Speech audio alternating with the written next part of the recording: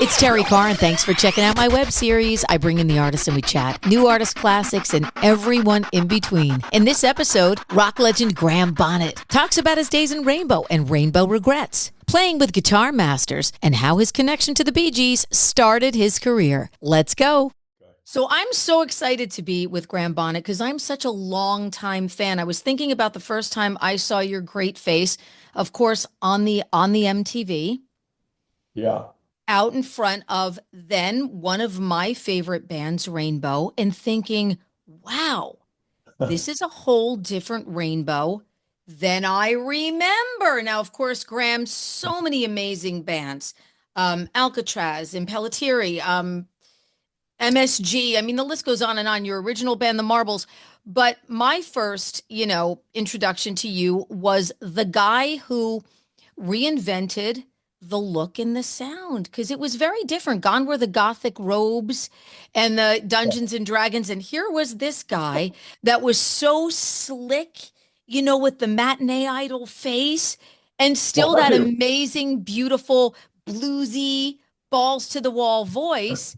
And it was a moment for me. It was one of those moments where I remember, watching that video and thinking, wow, look at Rainbow. Something is very different. Now, when you went into the band, what was that it wasn't really a cognizant thing because you looked like that before. So Yeah. how did that fit for you? Well, it was, I'm sure that when I got there, they were in shock.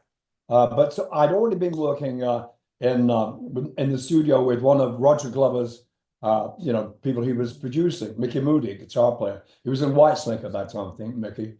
And so everybody kind of knew what I looked like. And Cozy used to tell me the bank manager. Oh, here comes the bank manager, So when I did the audition. It was Dio out. Was it like Dio out, Daisley out, Glover in, Bonnet in? So it was definitely a different look and feel for the band. But I love that the band manager. But I mean, perfect for MTV and for that sound. And MTV came out in '81, and I guess Down to Earth was '79 or something. And they picked up on the video, for that. And you guys were on that continuous loop of rock bands that were on MTV in the early days. Yeah, it was fantastic. We did a lot of MTV. We did some really nice videos, etc. But when I joined the band, I didn't think I was right because of the difference in our appearances, kind of thing. And I'd never done that kind of music before, which had like a semi-classical sound to it. I'd always done like R&B and pop. That was me. That's what I did. And the look, so to speak, is just something. I didn't change it in any way. I've always looked like that. I was very much into like 1950s music, Buddy Holly and all those guys, and the hair and the this and that, So when I got to to audition for Rainbow, it was like, are they going to accept me or not? Because I knew I looked completely different. I knew it was like, nah, they're not going to do it. So I had a song ready to audition with. So I did the thing, and I did 3 times, twice off the microphone because I was scared of making a mistake, and 1 time on the microphone, so 3 times. So the first time I sang it, they all, it was a song called Mistreated, which you probably know. Yep. So we got to the end of the song, and I'm standing, the microphone's about 6 or 7 feet away from me, and they also looked at each other and were smiling. And I thought, well, what the hell's going on? I've made a fool of myself. I've done something wrong. I don't sound, hard enough or something. And then Don, I think it was Don Airy said, Graham, can you do it again? I said, yeah, sure. Off the microphone, I was still. Because if they heard me mess up, it would be amplified. And I didn't want that to happen. Anyway, so off the microphone again. And then they're all like, the fuck? They're all like going, we can hear you. And I'm saying, what do you mean? Well, overall, the Marshall amps and Cozy playing those really heavy. Sure. They hurt me. So Don says to me, can you do it on the microphone this time, Graham? So I did. So the last time on the microphone. And when I did that, because I was going through the PA, some of the people that were with us, all their crew and everything, and their girlfriends and their dog and the cat, whatever. They all came into the room, and there had beaming faces. Everybody was like smiling, and the girls were going, "It's him, it's him, it's got to be him." Eventually, I found out that they auditioned 80 people, which 80 is a lot of, people. yeah, 80 people.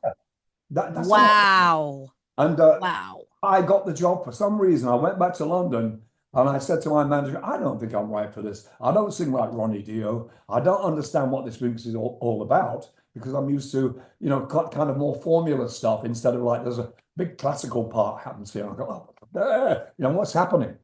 But anyway, he sent me back again because he wanted to make some money. You know what I mean? He made plenty off of me, let me tell you. And he knew And you were a I went, star. He knew you were a star. I what think, did you got? you're a star and you can be a star in any genre. You were kind of like a pop, you were a pop Yeah, star. You yeah, started with the band called The Marbles, worked with, yeah, and I remember hearing, there's so many little bits of folklore that I've always heard about you over the years. And I'm happy to get them all now, you know, yeah, uh, legitimized here. But you kind of started out, you worked with the Bee Gees. yeah, yeah, You did some comedy stuff. You were a TV guy. So like you yeah, were a yeah. I did a star. lot. So I think any band wants to have a star, especially at a time where things were kind of changing. Yeah, And the visual look, I always say this, and no disrespect to the band I'm going to mention because I like them. But I always think like without a band like Van Halen or without a You in a Rainbow, everybody would look like Foghat, and we needed yeah, that yeah, time yeah, that, yeah. because there is, Mhm. the substance is the most important thing, but the style is a part of it too. Yeah. I mean, I've You, had a lot of people say to me, it was so refreshing to see somebody who looked totally wrong but came up like a beat, right, and which was great, because I thought, oh, I'm gonna have to grow my hair down to my shoulders again, like I used to have it when I was a hippie type, back in 1970 something or other. right, right. But it was something that happened when I was living in London at that time. The punk thing was happening. So everybody was sort of like sort of 1950-ish, but with holes in their t-shirts. So I thought, well, what can I do? Because at that time I was having a lot of success in Australia, not in England at all. And I'd had one album that had gone gold. So I thought, what should I do to look a little bit different? Yeah. So I went to have some suits made with the guy that used to make suits for Bobby Darin. Somewhere beyond the sea. Hey. Right. The Dapper Yeah, Darren. I mean, oh my yeah, goodness. Yeah. yeah. And I had the material was like a gray, flecky thing, sort of flecky. I don't know what you call it, but it was Bobby Darin's suit cloth that was never made for him because he died. Oh my Yeah, gosh. it's that kind of cool. So it was real 1950s, suit. And I used to have my shirts made with narrower cuffs because that's the way it was in the 1950s by a friend of mine is a tailor in London. And that was my thing. So I went over there and I said to my manager, I don't look like them. I'm not spandex and all that kind of thing. And he said, look, go back, Graham. This could make you a lot of money. Oh yeah. What he meant was, I can make a lot of money out of I you. could make a lot of money from you, from Yeah, you. Well, let's talk. You've got the Graham Bonnet Band, and you are yeah. coming. I want to get this into to the Correct. Landis Theater in Vineland on May 10th, Yeah, with your awesome band. It's such a beautiful, amazing, cool, incredible theater. So I think you're going to love playing there. yeah, Um, and when we go back to yeah, what you do in your set, there's so much material that you can really pull from because people really think of you. I want to talk about the hard rock stuff as well, but you yeah. mentioned that you were a big star in Australia. And there's that Bee Gees connection there too, because wasn't your like big Australian hit was a Yeah. Bee Gees written song and something that didn't quite make the Saturday Night Fever Yeah, sessions or that's something, one of them. Yeah. Because right? Barry Gibb wrote a song because the Marbles, as we would call it, that awful name, which I always go, I remember sitting around the table with Barry, Robin, and Morris, and Robert Stigwood. And Robert Stigwood Wow. when we were singing, you know, I was singing with the Bee Gees, basically. And my, Wow. And Robert Stigwood was there. Oh my God. How did you not well, end my up in the cousin was in Frampton the Bee Gees. Sergeant Pepper movie, right? Yeah, That's yeah, right. crazy. Yeah. Oh, wasn't that terrible? Yeah, I can't believe they did that. But anyway, my cousin was in the Bee Gees. That's how I got the thing. And he got, when we played it in London, somebody came out of the audience and said to my cousin Trevor, "Here, Trevor, do you remember me?" And it was the old manager of the Bee Gees from Australia. We were playing in London at this time, you know, but he gave Trevor the number of Barry Gibb. And so Trevor called up Barry, and then he went to see him, and Barry said to him, "We'd like to start a career with you again, like we used to do in the old days when we were 13 or 14 years old," because it was Trevor Gordon and the Bee Gees. That was Wow. all their, Right. yeah, I used to get all the singles. My cousin Trevor would send them to me, and he said, "What do you think of this stuff? Aren't they like the Beatles?" I said, "Yeah, they're really cool." And so Trevor Gordon and the Bee Gees, Trevor played lead guitar and he sang, and they sang as well. So what happened was as I said, he went to see Barry, and Barry said, "Well, we'd like to do what we used to do back in 19, what it was, 60 something." And Trevor said, "Well, I'm here with the band. You know, there's five of us." They said, "Oh, no, we don't want to sign a band. Robert doesn't want to do that, Robert Stigwood." So Trevor said, "Well, my cousin's a singer too." And then in a couple of days, I went to, you know, meet the band, so Wow. to speak, brothers. And we sat around and playing guitars and singing. And Sigurd said, "Do you have a song for these boys, Barry?" And Barry says, "No, I don't. No, but I can get one. I can make one." You know. And so Barry, being who he is, like that, "I've got one. Ah, there goes one now." You know, and another one, and another. Genius. Just Something was genius. found. And so he made the song for us, which we recorded like a week later or something. And it was a song called "Only One Woman." And it was great. It went into the chart in England, it made number 3, but it was never released here, you know. So we went all over the world, Trevor and I, to Europe, etc., Ireland, you know, obviously England. But for some reason, the record was never released here. Hmm. Perfect time. You know, because at that time was like all these British invasion, so to speak, was happening. Right. You know, Peter and Gordon, all those kind of, well, I thought were wimpy duos, you know, because what we had there with Trevor and I was like a powerful thing, you know, it's very Wow. solid. And I don't know if you heard it, you probably haven't, Yeah, but no, it's, no, I have, and I also heard have heard Warm Ride because yeah, when the folklore came out a while ago, I kind of yeah. searched it out because I wanted to hear like, oh, is this supposed to be in Saturday Night? I'm a Bee Gees, just so you know, I'm a Bee Gees maniac. I have my Bee You Gees are? shirts and everything. Oh, I great. love the Bee Gees. I feel much Um, more comfortable I now. w- I was Yeah. raised on the Bee Gees, so I wanted to hear it, and then I heard it, and I thought this could be in the Saturday Night Fever soundtrack. Absolutely, and that was a big hit for you. That one was a hit for you in Australia, Yeah, correct? it was, yeah. Yeah, big hit. Yeah, it was, and it was on the second album I did. I had 2 albums in Australia that went to gold, and Yeah. well, you know, I did "It's All Over Now, Baby Blue" on my first album, solo album, and that went to number 1 in Australia, and the album itself did, you know. But again, I couldn't get arrested in England or in America. It was very Wow, important. that's just so crazy. I can't believe that.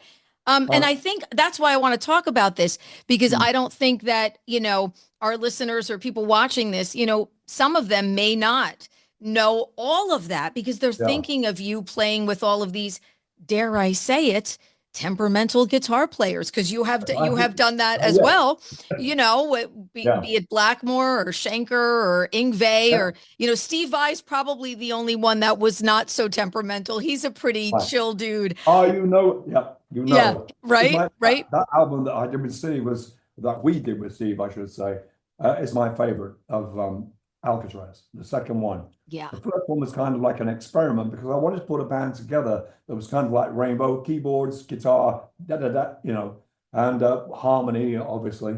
And it was the second album, Steve coming from, you know, Frank Zappa's band.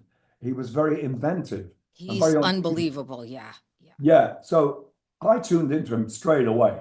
I knew what he wanted to do, and we got on so well that what happened when we made the album with Steve playing guitar, me and him will go to a separate studio in Cherokee Studios in LA, and we would go to a separate room to record the vocals. He said, I know how to record you. He said, well, let those guys go in the other room, you know. Our producer was Eddie Kramer, who produced a lot of people, you know, Jimi Hendrix, etc. Yeah. And so, you know, he and I worked so closely. And when I played him something roughly on my guitar, so I want to make this into a something or other, he would go, I know what to do. I know what to do. I said, yeah, well, okay, let's do that bit. Then we don't go where you think we're going to go.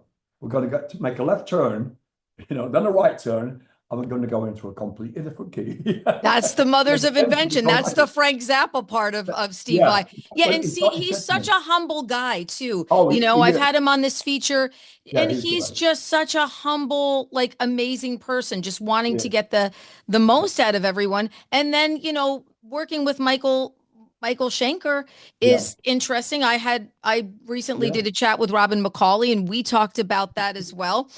Oh, Um, Robin, my friend. Robin's great, isn't he? He's awesome. He's Really a nice man. super Really good. fun, super fun guy, great energy. But, Yeah. you know, my thing with Robin McCauley was how'd you get him to put your name first in MSG? Like that's, you know, and he was like, I don't even know how that happened. That was more his idea. Yeah, okay. But what was it like working, you know, when you guys got together? Because I have to tell you that that Assault Attack record is a fan favorite, you know, and one of those records that people say that was the height, that was the pinnacle, that, you know, people knew that I was talking to you, some of my friends, and they were like, oh, you got to ask him about it. I'm like, I'm gonna ask him about that because Yeah, that's an MSG fan favorite. People just love that record.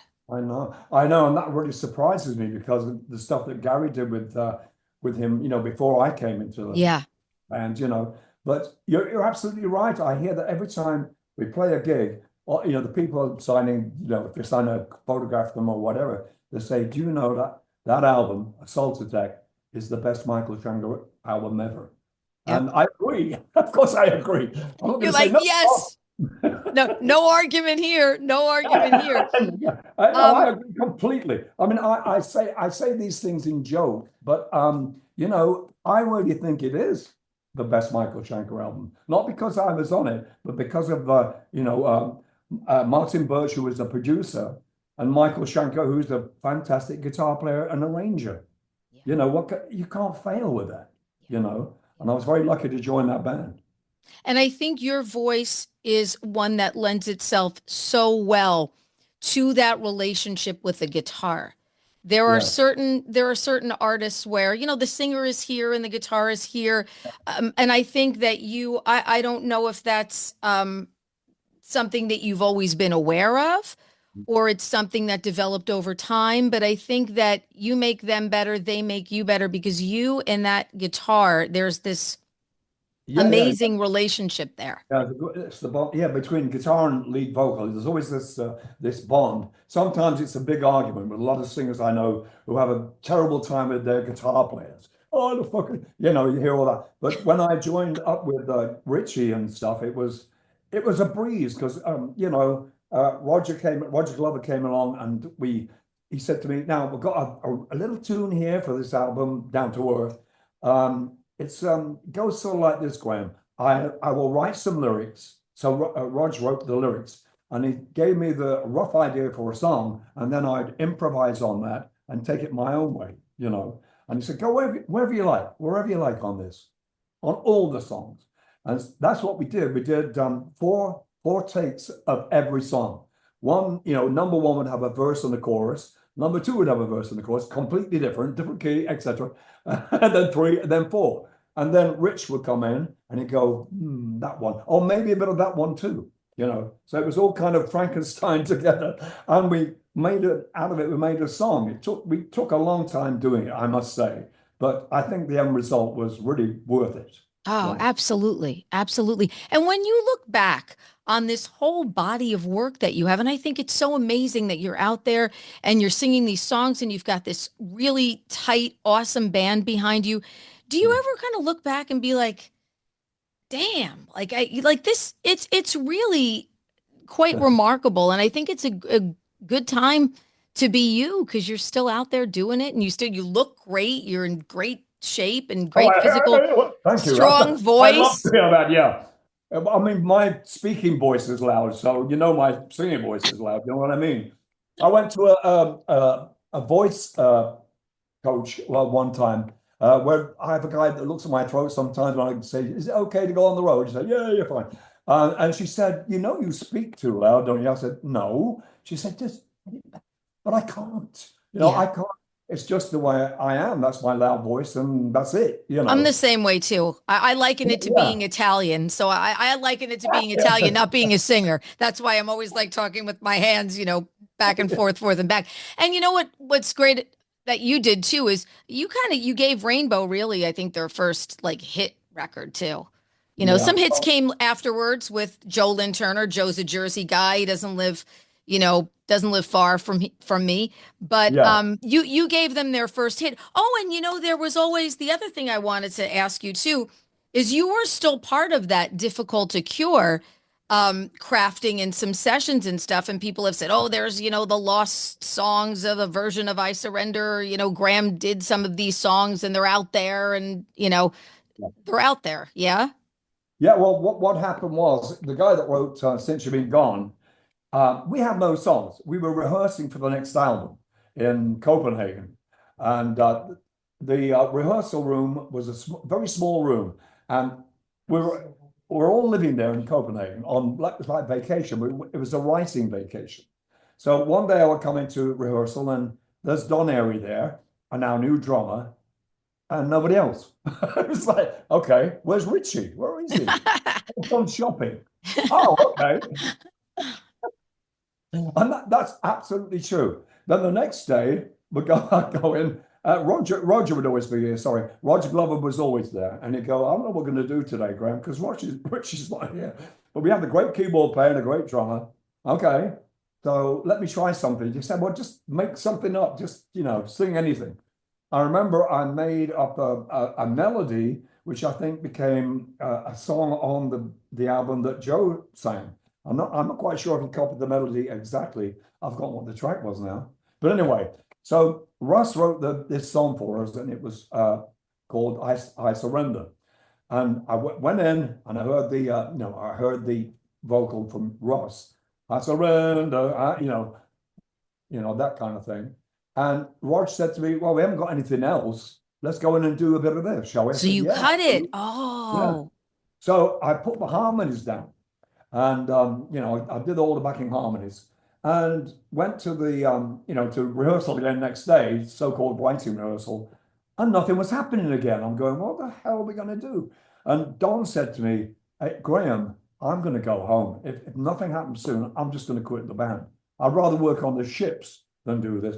Because he used to play on the ships, and work on the he made a ships. lot of money playing on the I'm ships. sure he did. Yeah, he did. He's such a great keyboard player. Anyway, Yeah. he said to me, he said, "I'm gonna go."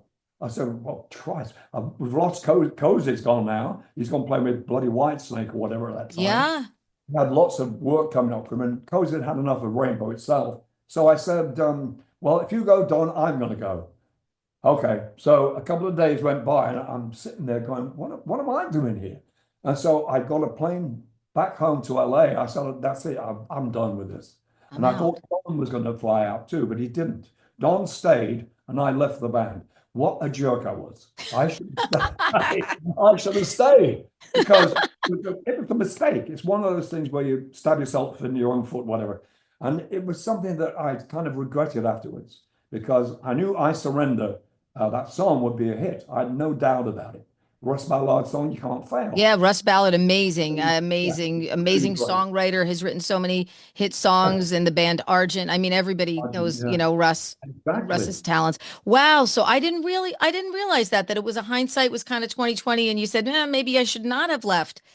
Maybe I should not have Yeah, left yeah, the band. yeah, I shouldn't. But what happened was I just sitting there going, "What the hell am I going to do?" Yeah, you got tired of, who's shopping, who's here, who's there. You're sitting around the studio. Yeah. You wanted to do something for What a goodness bloody band sakes. is this, going on shopping expeditions. It's very strange. I remember just walking around Copenhagen with Don some days and just going, "Well, Well, you would not be the I don't only know, you know. person who thought Yeah, that those experiences, were kind of yeah, high maintenance, with some of yeah, the members of the band. That certainly is yeah. not, I mentioned those guitar players before because they're a little more on the high maintenance side, which comes with being a brilliant artist, of course. But, Well, yeah, it does. So anyway, I went home and my manager said to me, Graham, you're making a mistake here. I said, well, I don't fit. I don't fit. I don't sing like Ronnie, for one thing. I sing like me, you know. And he said, well, but it'd be a nice change for you, a new experience to go and try something. You've never been in a band like this before. I said, I know. So I went back and we started, Roger started writing the lyrics of songs and stuff.